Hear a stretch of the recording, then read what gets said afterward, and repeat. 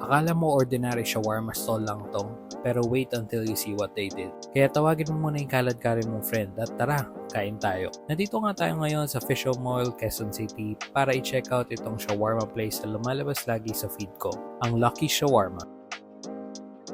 Nagdala na nga din ako ng sarili kong bag of chips dahil ang balita ko, lalagyan nila ito ng shawarma meat, toppings at sauces.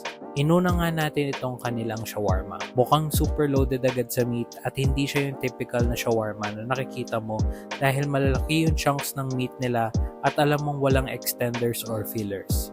At sa sauce pa lang, ang pinili ko ay yung spicy garlic nila. Malasa yung karne, hindi tinipid at napakasarap ng sauce. If napapanood nyo nga sa huli kong video, sabi ko nga sa sauce lagi nagkakatalo-talo. Tinry nga din namin itong quesadilla nila at grabe sa cheese pa lang ay sobrang promising na. Crispy sa labas, sobrang cheesy sa loob, at bagay na bagay yung shawarma feeling niya na hindi tinipid. Kung naghahanap ka naman ng mas nakakabusog, meron din silang shawarma rice meals na punong-puno ng meats and sauces. Generous ang serving at swak para sa mga gusto ng full meal kaysa sa snack lang.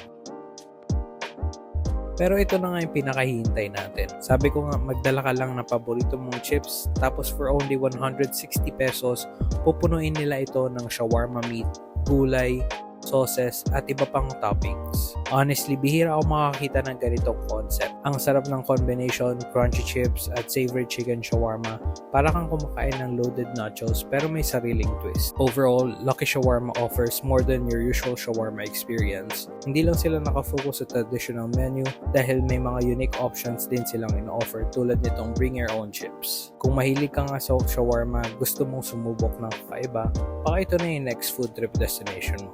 Kaya nga sabi ko sa'yo, tawagin mo na yung kalad-karin mo friend at tara, kain tayo.